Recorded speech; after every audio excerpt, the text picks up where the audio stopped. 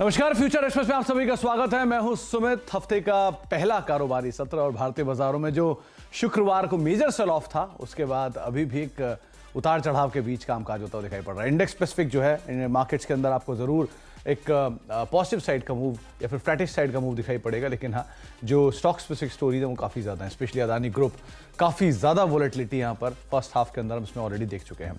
Nifty करीब 17,594 के Jones के अंदर कामकाज कर रहा है। फ्लैट टू नेगेटिव है। 9 अंकों के आसपास की या 10 अंकों के आसपास की गिरावट यहाँ पर देखने को मिली। निफ्टी बैंक भी 240 अंक नीचे है। 40,000 के नीचे का एक गोता मारकर वापस मोरलेस फ्लैट हुआ है। और मिड कैप इंडेक्स बिल्कुल फ्लैटिश टोन पे कामकाज कर रहा है। लोअर लेवल से थोड़ी सी रिकवरी इंडेक्स में जरूर आते हुए दिखाई पड़ रही है। स्मॉल कैप, मिड कैप, यहाँ पे थोड़ा साइन जो है वो एटलीस्ट रिस्पाइट साइड पे आप देख रहे हैं, लेकिन लोअर लेवल से इंडेक्स में पुल बैक के साथ कामकाज हो रहा है। एडवांस डिक्लाइन जो थोड़े ज़्यादा खराब थे कुछ देर पहले तक, वहाँ से एक इंप्रूवमेंट के बाद करीब 1400 के आसपास की तेज़ी में और 1490 शेयर ऐसे हैं जो कि बिकवाली के साथ कामकाज करते हुए दिखाई पड़ रहे हैं। थोड़ी बहुत उतार चढ़ाव इंडेक्स के अंदर फर्स्ट हाफ में हम ऑलरेडी देख चुके हैं, लेकिन अब लोअर लेवल से एक अच्छी रिकवरी है हैवी वेट्स में। इसमें बजाज फाइनेंस पार्टिसिपेट कर रहा है, इन्फोसिस है, रिलायंस है, अदानी इंटरप्राइज है। 4% के आसपास की तेजी आज यहाँ पर भी देखने को मिले, लेकिन इस समूह के अंदर अलग अलग स्टॉक्स के हिसाब से अलग अलग कामकाज होता हुआ दिखाई पड़ रहा है। कुछ में लोअर सर्किट है, कुछ में अच्छी तेजी है, तो मोरलेस मिला जुला सा ही कामकाज है। बिकवाली है एचडीएफसी बैंक में, एचयूएल में, जो कि फ्रंट लाइन इंडेक्स के तौर पे आपको सबसे ज़्यादा प्रेशर एटलीस्ट आता हुआ दिखाई पड़ रहा है। आज हम बातचीत करेंगे आशीष बहेती से। हमारे साथ मौजूद हैं आशीष जी, जिनसे हम चर्चा करेंगे मार्केट्स को लेकर, उनका इंडिविजुअल नजरिया समझेंगे और बजट से पहले आपकी रणनीति क्या हो इसके ऊपर हम उनसे बातचीत करेंगे। लेकिन आशीष जी से बातचीत करने से पहले एक इम्पॉर्टेंट जो आंकड़े हैं वो आपकी स्क्रीन पर आएंगे, खासतौर से ऑप्शन मार्केट को लेकर। स्पेशली इंडेक्स में जब लास्ट टाइम बात हुई तो हम 18,200 17,800 की रेंज की बात करते थे, लेकिन अब इंडेक्स उसके नीचे वाली रेंज में कामकाज कर रहा है। तो 17,000, 17,600, 17,800 ये वो जोन से जहाँ पर कॉल राइटिंग है। 17,500 पुट राइटर्स एक्टिव हैं और करीब 17,400 के आसपास भी आपको पुट राइटिंग बदली दिखाई पड़ेगी। लेकिन इंडेक्स के केस में 17,500 जो है वो क्रूशियल जोन एटलीस्ट अभी के लिए आप मानकर चल सकते हैं। निफ्टी बैंक के केस में निफ्टी बैंक करीब 40,000 के जोन्स में पुट राइटर्स हैं। 39,800 के जोन्स में आपको पुट राइटिंग दिखाई पड़ेगी। ऊपर 40,500, 40,300 ये वो जोन्स हैं जहां पर आपको मेजरली कॉल राइटर्स दिखाई पड़ेंगे। निफ्टी बैंक की 37,000, ये इनफैक्ट 37,000 की नहीं, अगर कॉल्स को आप थोड़ा चेंज करेंगे तो आपको 40,500, 41,000 के जोन्स के अंदर की जो कॉल्स हैं उनके ऊपर नजर रखनी होगी। आशीष जी नमस्कार, स्वागत है कार्यक्रम में। सबसे पहले तो मार्केट्स को लेकर आपका व्यू, क्योंकि एक बड़ा इवेंट अवेटेड है जो कि बिल्कुल सामने ही खड़ा है और उससे ठीक पहले काफ़ी बड़े न्यूज़ फ्लोज हम देख रहे हैं। न्यूज़ फ्लोज का पेसिमिज्म इतना है कि स्टॉक इंडेक्स जो है वो लगातार प्रेशर के अंदर है। फ्राइडे को तो हेवी कार्नेज था और आज भी बहुत बिकवाली रही। इस तरह की बड़े इवेंट से पहले मार्केट्स को लेकर आप व्यू क्या रखते हैं, क्या करना चाहिए? Good afternoon Sumit ji. जिस हिसाब से मार्केट में सेल ऑफ आया था लास्ट वीक, एक काफी ओवरसोल्ड ट्रेजेक्टरी में मार्केट जा चुका है और एक बहुत स्टीप फॉल हमने देखा निफ्टी एंड बैंक निफ्टी दोनों में। हमें लगता है कि यहाँ से एक पुलबैक ट्रेड की तरह प्ले किया जा सकता है। जरूर एक रिस्की ट्रेड है और एक कॉन्ट्रा कॉल है, क्योंकि ओवरऑल निफ्टी का स्ट्रक्चर काफी खराब है। बट हमें लगता है कि एक पुलबैक के लिए यहाँ पे प्ले किया जा सकता है, कंसिडरिंग बजट इज जस्ट 2 दिन अवे है और जिस हिसाब से आगे स्ट्रक्चर है, हमें लगता है कि एक पुलबैक यहाँ से देखने को मिल सकता है। तो निफ्टी में खरीदारी की सलाह रहेगी मेरी करंट लेवल पे 17,450 के करीब का एक स्टॉप लॉस लगाना है। हमें लगता है कि ये पुलबैक 17,900 तक वापस देखने मिल सकता है। सिमिलरली अगर मैं बैंक निफ्टी की बात करूं तो यहाँ पे फॉर द टाइम बिंग मैं एज अ अवॉइड ट्रेड पकड़ूंगा, क्योंकि जिस हिसाब का वोलेटिलिटी और जिस हिसाब से बैंक्स के सबके स्ट्रक्चर खराब है, including SBI, ICICI, HDFC and IndusInd, हमें लगता है कि यहाँ शायद गिरावट भी देखने मिल सकती है और वोलेटिलिटी ज्यादा रहेगी। तो बैंक निफ्टी एक बार जरूर अवॉइड है। बट जिस हिसाब से निफ्टी में आईटी का सपोर्ट और रिलायंस का थोड़ा सा सपोर्ट आ रहा है और ऑटो सेक्टर पूरा चल रहा है वापस, हमें लगता है कि निफ्टी में ट्रेड पुल बैक के लिए प्ले किया जा सकता है। तो निफ्टी में पुल बैक ट्रेड के लिए प्ले किया जा सकता है। और निफ्टी बैंक को लेकर आशीष जी क्या करना चाहिए कि निफ्टी बैंक में सिचुएशन वाइज थोड़ा जो पुल बैक है वो उतना ज़्यादा तेज नहीं दिख रहा है, तो वहां पर पुल बैक अगर आता है तो कहां तक के जोन्स पे आपको लगता है कि एक मार्केट जो है ब्रीदर लेगा थोड़ा सा? जी, अगर पुल बैक आता है तो हमें लगता है कि 41,000 जरूर एक रेजिस्टेंस की तरह काम करेगा। तो 41,000 तक का एक पुल बैक देखने मिल सकता है। अगर किसी के पास लॉन्ग है तो 39,700 का एक एसएल जरूर मेंटेन रखे निफ्टी बैंक में। अच्छा, स्टॉक स्पेसिफिक कहां पर आशीष जी आप लॉन्ग जाएंगे, कहां पर शॉर्ट? निफ्टी बैंक में थोड़ा सा मैं वेट करूंगा लॉन्ग जाने की। थोड़ा सा बजट के प्रॉब्ली बाद ही एक व्यू लेने की अटेम्प्ट करेंगे निफ्टी बैंक में। बट निफ्टी का स्ट्रक्चर कंपैरेटिवली हमें लगता है कि बेटर है, और जिस हिसाब से बैलेंस्ड आउट है निफ्टी बिकॉज ऑफ डाइवर्सिफिकेशन, हमें लगता है कि निफ्टी में जरूर एक बजट रिलेटेड थीम के रिलेटेड भी एक प्ले लॉन्ग किया जा सकता है करंट लेवल पे। स्टॉक स्पेसिफिक आशीष जी, कौन सा स्टॉक, जहां पर लॉन्ग कहां पर शॉर्ट? जी, फर्स्ट ट्रेड रहेगा मेरा बिरला सॉफ्ट पे खरीदारी की सलाह रहेगी। जिस हिसाब का पुल बैक आया है मिड कैप आईटी में काफी स्मार्ट है, तो हमें लगता है कि 292 का एक स्टॉप लॉस, 293 का एक स्टॉप लॉस लगाकर करंट लेवल पे भी खरीदारी की जा सकती है for a target of 305। Second जो ट्रेड रहेगा मेरा पिरामल इंटरप्राइजेज लिमिटेड पे, हमें लगता है कि इसमें भी एक पुल बैक ट्रेड देखने मिल सकता है। जिस हिसाब से बजाज फाइनेंस, पूनावाला फाइनेंस, इन सबके नंबर्स आए हैं, पीएल का भी हमें लग रहा है कि एक अच्छा मूव यहाँ से सेक्टर टेलमेंट देखने मिल सकता है। तो 815 का एक स्टॉप लॉस लगाना है, छोटा सा स्टॉप लॉस है 815 का, 10 रुपए का यहाँ से स्टॉप लॉस है। और अगर ये पुल बैक आता है तो 850 तक के लेवल्स देखने मिल सकते हैं। तीसरा ट्रेड जो रहेगा मेरा सुनिजी हुआ है मारुति पे। हमें लगता है कि ऑटो में मारुति पे जरूर ध्यान रखना चाहिए, और एक अच्छा प्राइस एक्शन मारुति में बिल्टअप हो रहा है, तो 8700 का एक स्टॉप लॉस लगाकर खरीदारी की सलाह रहेगी for a target of 9000। Okay, तो मारुति एक नाम जहां पर आप लॉन्ग जा सकते हैं। करीब करीब 1% की तेजियां देखने को मिल रही है। ऑलरेडी 30 तारीख हो चुकी है, ऑटो सेल्स के नंबर अवेटेड हैं, तो उनको भी आप ध्यान रखिएगा। इसके अलावा आशीष जी ने आपको जो राय दी है वो बिरला सॉफ्ट पे दी है। डीआई के आसपास ऑलरेडी कामकाज कर रहा है और आईटी वैसे भी सपोर्टिव है, तो उसका भी एक इम्पैक्ट देखने को मिल सकता है। डीआई पर है ये भी, करीब 2.5% के आसपास ही तेजी यहाँ देखने को मिल रही है। और उसके अलावा जो तीसरा नाम है वो मन्नापुरम का है। एक बार उसे भी आप देख लीजिए, क्योंकि 305 के टारगेट्स के लिए आप बिरला सॉफ्ट को देख सकते हैं। 293 का एक स्टॉप लॉस मेंटेन करेंगे। और मन्नापुरम एक और ऐसा नाम है जहां पर करीब 112-113 के जोन्स के अंदर भी कामकाज हो रहा है। आशीष जी, आप सबसे ज़्यादा बहुचर्चित जो स्टॉक्स हैं उनके ऊपर बातचीत होगी। पहले तो अदानी समूह, अदानी इंटरप्राइजेज आज जेफेंडो के टॉप गेनर्स में शुमार है। करीब करीब 5% की तेज़ी यहाँ पर देखने को मिल रही है।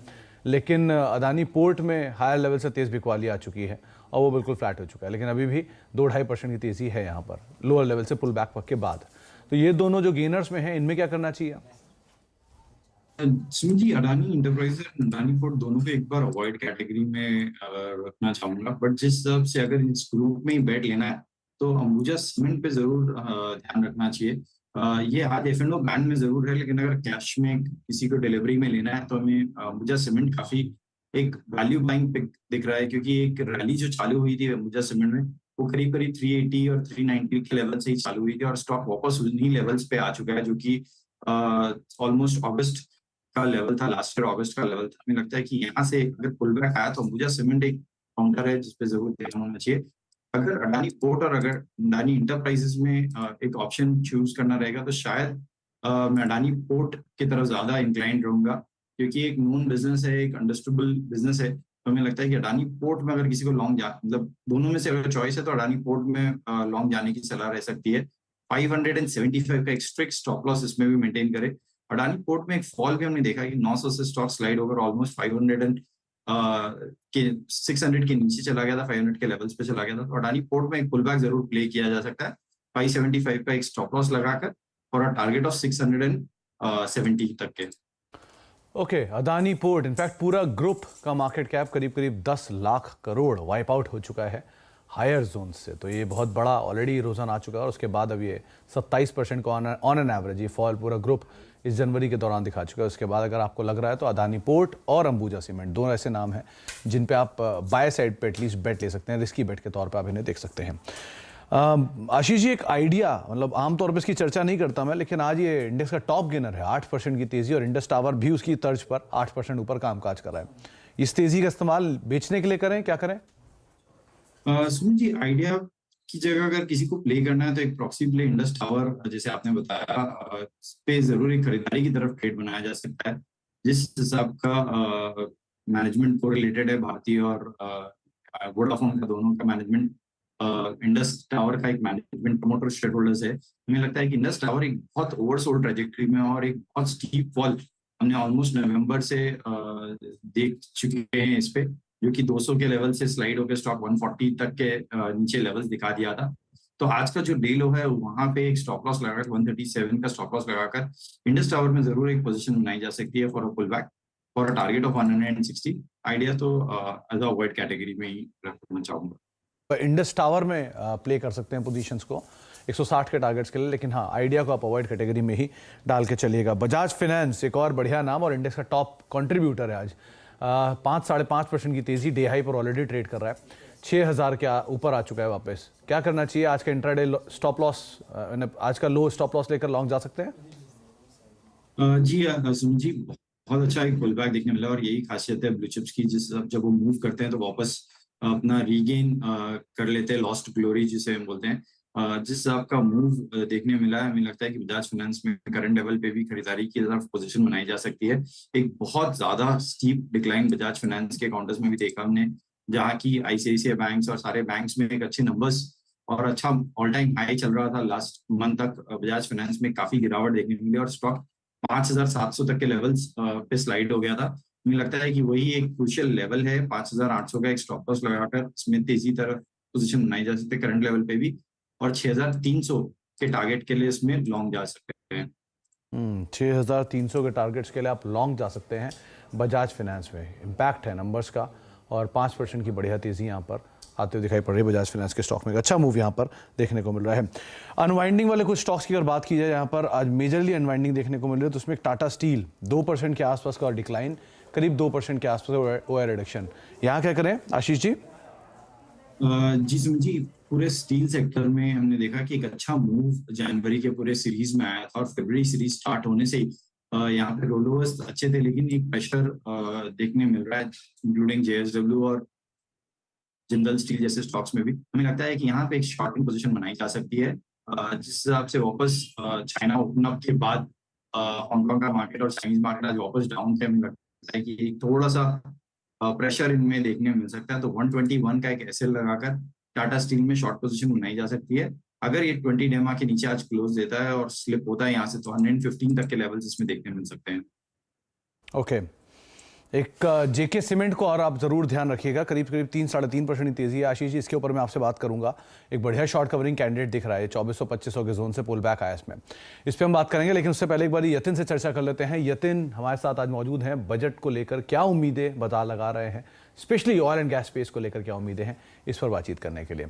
तो यतिन, आज जो ऑयल एंड गैस की बारी, कौन से सेक्टर को चुना, मतलब क्या उम्मीदों को आपने चुना वहां से? देखिए, जो ब्रोकरेज रिपोर्ट से हमने डेटा कंपाइल किया है और जो बजट की एक्सपेक्टेशंस है ऑयल एंड गैस सेक्टर की, वो काफ़ी इंटरेस्टिंग है, क्योंकि पिछले 12 महीने पकड़ लीजिए, 18 महीने पकड़ लीजिए, जब से यूक्रेन और रशिया के बीच में वॉर हुआ है, क्रूड में वॉलेटिलिटी बढ़ी है और इसीलिए ऑयल मार्केटिंग कंपनीज जो है अपना कॉस्ट पास ऑन नहीं कर पाई हैं कंज्यूमर्स को, जिसके कारण अर्निंग्स पे काफ़ी सारा इम्पैक्ट आया। तो जाहिर सी बात है, ऑयल मार्केटिंग कंपनीज के लिए जो पेट्रोल और डीजल की अंडर रिकवरीज हैं, वहाँ कैसे रीइंबर्समेंट होता है या कोई स्ट्रक्चरल बदलाव होता है कि नहीं, वो देखा जाएगा। इसके अलावा ऑयल मार्केटिंग कंपनीज जो है 50,000 करोड़ रुपए की मांग कर चुके हैं केंद्र सरकार से, ताकि वहाँ आपको थोड़ा बहुत रिकूप करने मिले, अपनी बैलेंस शीट सुधारने का मौका मिले, क्योंकि पेट्रोल डीजल में काफ़ी अंडर रिकवरीज देखी गई हैं। एलपीजी सब्सिडी ऑब्वियसली एक्सपेक्टेड नहीं है इस बजट में, क्योंकि सरकार ने ऑलरेडी एक 20,000 करोड़ रुपए के आसपास का आवंटन कर लिया था ऑयल मार्केटिंग कंपनीज के लिए, तो वहाँ आप कोई अनाउंसमेंट नहीं पाएंगे। हालांकि जो विंडफॉल टैक्स है, जो ऑयल एंड गैस क्षेत्र पे सरकार ने लगाया था, वो देखना होगा कि वहाँ सरकार एक्ट करती है और वो विंडफॉल टैक्स को हटाती है कि नहीं ऑयल मार्केटिंग कंपनीज के लिए। इसके अलावा जो डीजल की एक्साइज ड्यूटी सरकार ने बढ़ाई थी, वहाँ क्या एक कटौती होती है, ताकि ऑयल मार्केटिंग कंपनीज और कंज्यूमर्स को इसका फ़ायदा मिल सके। और आखिर में जो करंट डीजल मार्जिन है, वो 1 से 2 रुपये प्रति लीटर के हिसाब से देखने को मिल रहे हैं। ऑब्वियसली क्रूड वॉलेटिलिटी के हिसाब से यहाँ भी वॉलेटिलिटी है, लेकिन यहाँ क्या सरकार एक फ्लोर डालती है, वो देखना ज़रूरी होगा, क्योंकि ऑयल मार्केटिंग कंपनी, जैसे कि मैंने पहले कहा, काफ़ी लॉसेस से रिकूप नहीं कर पाई हैं इस क्रूड की उठापटक में। तो किस तरह के फेर बदल होते हैं, एक्साइज ड्यूटी को लेकर क्या चेंजेस होते हैं, विंडफॉल टैक्स, ये एक बड़ा क्रूशियल इवेंट रहेगा, क्योंकि बहुत समय तक इसकी चर्चा स्पेस के अंदर रही है। तो क्या कहती है सरकार इसके ऊपर, ये कुछ चीज़ें इनको बजट पे सरकार ज़रूर एड्रेस करेगी। और उसके अलावा ऑल्टरनेट फ्यूल्स जो हैं, वो भी एक इंपॉर्टेंट इवेंट हो सकता है। बहुत बहुत शुक्रिया यतिन, ये तमाम डिटेल्स हम तक पहुंचाने के लिए, हमसे बातचीत करने के लिए। ब्रेक का वक्त है, ब्रेक के बाद लौटते हैं। आशीष जी हमारे साथ बने हुए हैं, उनसे हम आगे भी चर्चा करेंगे सस्ते ऑप्शन को लेकर और कुछ और स्टॉक्स को लेकर। आप देख रहे हैं फ्यूचर एक्सपोजर मार्केट्स में अब वापस थोड़ा सा सेल ऑफ फिर से प्रिवेल कर रहा है। इंडेक्स करीब 17,570 की तरफ पहुंचता हुआ, लेकिन बैंक निफ्टी 40,000 के नीचे दोबारा पहुंच चुका, करीब 39,966 के जोन्स के अंदर अब ये कामकाज करता हुआ। बिकवाली थोड़ी सी गहराई वापस फ्रंटलाइन इंडेक्स के अंदर, और जो प्रेशर फर्स्ट हाफ में था उसी तरह से वापस मार्केट में 1% के आसपास का डिप देखने को मिल रहा है। तो आशीष जी, अब क्या किया जाए इंडेक्स में, क्योंकि थोड़ी देर पहले तो बाय सिग्नल दिख रहे थे लेकिन वापस अब सेल ऑफ है, निफ्टी बैंक स्पेशली 40,000 के नीचे आ गया, क्या करें अब? सस्ता ऑप्शन? जी सुमित जी, सस्ता ऑप्शन के तौर पे मैं एक्चुअली एक बाय कॉल ही देना चाहूंगा। बजाज फिनसर्व में हमें लगता है कि एक पुल बैक ट्रेड देखने मिल सकता है और एज ऑप्शन के थ्रू ही सजेस्ट करूंगा इसे लेने के लिए। तो 1360 का जो कॉल है उसमें खरीदारी की सलाह रहेगी। 1360 के कॉल में खरीदारी की सलाह रहेगी, जिस हिसाब से प्लेस्ड है 48 के करीब अभी चल रहा है। हमें लगता है कि इसमें एक तेजी की तरफ पोजीशन बनाई जा सकती है 1360 के कॉल में। जो स्टॉप लॉस इसमें मेंटेन करना है वो है 35 का, और हमें लगता है कि इसमें वापस 70 तक के लेवल देखने मिल सकते हैं। ओके, तो बजाज फिनसर्व 70 तक के जोन्स के अंदर ये सस्ता ऑप्शन जो है पहुंचता हुआ दिखाई पड़ सकता है। 1360 की कॉल के ऊपर आप पोजीशन लेंगे, 48 के जोन्स में है, लेकिन 70 के टारगेट्स के लिए इसको आशीष जी देख रहे हैं। आशीष जी, भाई जेके सीमेंट जिसकी अभी थोड़ी पहले चर्चा हुई थी, उस पर क्या कहेंगे आप? शॉर्ट कवरिंग का अच्छा कैंडिडेट है ये? जी सुमित जी, इनफैक्ट जेके सीमेंट और अल्ट्राटेक ये दो काउंटर्स हैं हमारे जो रडार में, जो सीमेंट में हमें लगता है कि यहाँ से शॉर्ट कवरिंग दोनों में देखने मिल सकती है। नंबर्स के बाद एक स्टीप रिएक्शन देखने मिला था अल्ट्राटेक में, और वही पूरे सेक्टर को एक ड्रैग कर गया था। हमें लगता है कि जेके सीमेंट वापस अपने 200 डेमा तक पुल बैक दिखा सकता है, जो कि 2780 के करीब है। तो हमें लगता है कि पुल बैक की ट्रेड की तरह यहाँ पे पोजीशन बनाई जा सकती है। जो स्टॉप लॉस मेंटेन करना है इसमें वो 2630 का स्ट्रिक्ट स्टॉप लॉस मेंटेन करें। 130 strict stop loss, long side position आप देख सकते हैं इसके अंदर। बहुत बहुत शुक्रिया आशीष जी हमारे साथ मौजूद रहने के लिए, बाजार पर बातचीत करने के लिए। आपसे अब मुलाकात होगी मुंबई में 2 दिन बाद, लेकिन बहुत बहुत शुक्रिया अपना समय में देने के लिए और हमसे चर्चा करने के लिए। फिलहाल फ्यूचर एक्सप्रेस वहीं से बैठेंगे, एक ब्रेक का वक्त है और ब्रेक के उस पार आशीष वर्मा आपके साथ मौजूद होंगे 7 सेंसेक्स लेके। नमस्कार।